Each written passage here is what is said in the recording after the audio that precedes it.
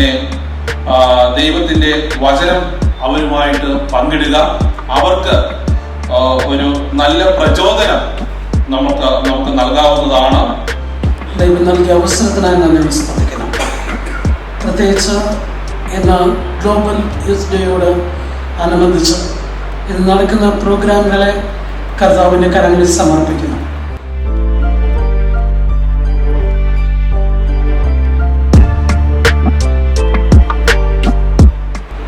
പ്രവർത്തനങ്ങൾ കാഴ്ചവെക്കുക. നഗരങ്ങളുടെ ആവശ്യം അറിഞ്ഞ് നഗരങ്ങൾക്ക് വേണ്ട നിർദ്ദേശങ്ങൾ നൽകുവാൻ നമുക്ക് സഹായിക്കണം. എല്ലാവിധ ആശംസകളും നേരുന്നു. ദൈവം നമ്മെ ഓരോരുത്തരെയും അനുഗ്രഹിക്കുമാറാകട്ടെ.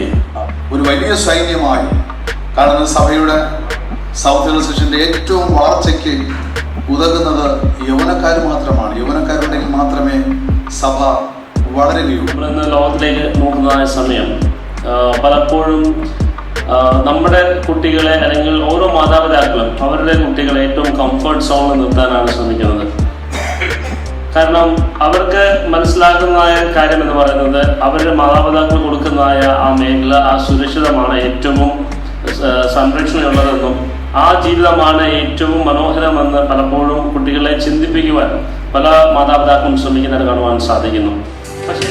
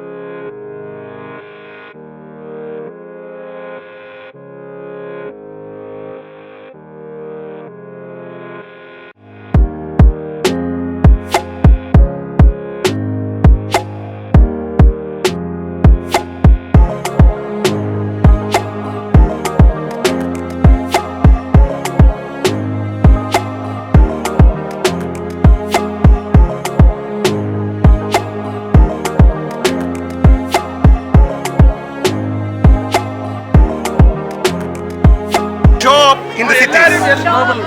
Global youth. Shop in the cities. Shop in the cities. Shop in the cities. Shop in the cities. Global Youth Day 2024. Shop in the cities. ദൈവത്തിൻ്റെ അതിപരിശുദ്ധമായ നാമം വാഴ്ത്തപ്പെടുമാറാകട്ടെ. ഗ്ലോബൽ യൂത്ത് ഡേ 2024 ആഗോളതലത്തിൽ ആഘോഷിക്കപ്പെടുന്നു.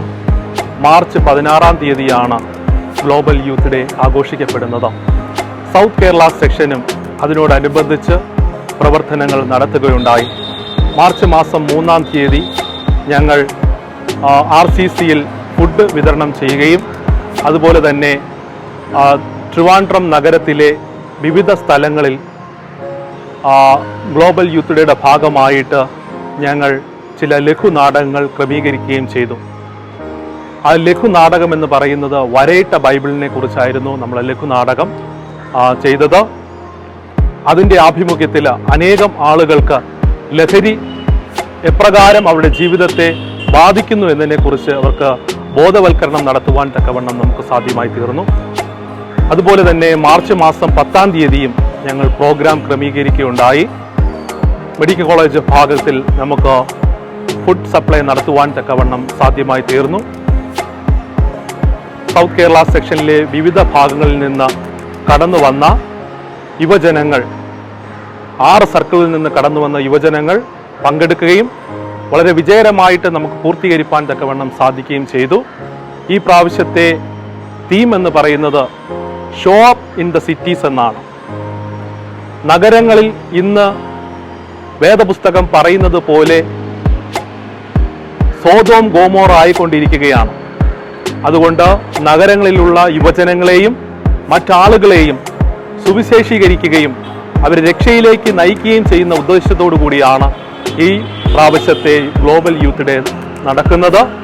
അതിൽ ഭാഗവാക്കാകുവാൻ തക്കവണ്ണം എല്ലാ യുവജനങ്ങൾക്കും സാധിച്ചു. സൗത്ത് കേരള സെക്ഷനിലെ അവർക്കെല്ലാവർക്കും ദൈവനാമത്തിൽ നന്ദി അർപ്പിക്കുന്നു. ഇനിയും യുവാക്കളുമായിട്ടുള്ള പ്രവർത്തനങ്ങളിൽ മുഴുകുവാൻ തക്കവണ്ണം ദൈവം ഞങ്ങളെ സഹായിക്കട്ടെ. നിങ്ങൾ പ്രാർത്ഥിക്കുക.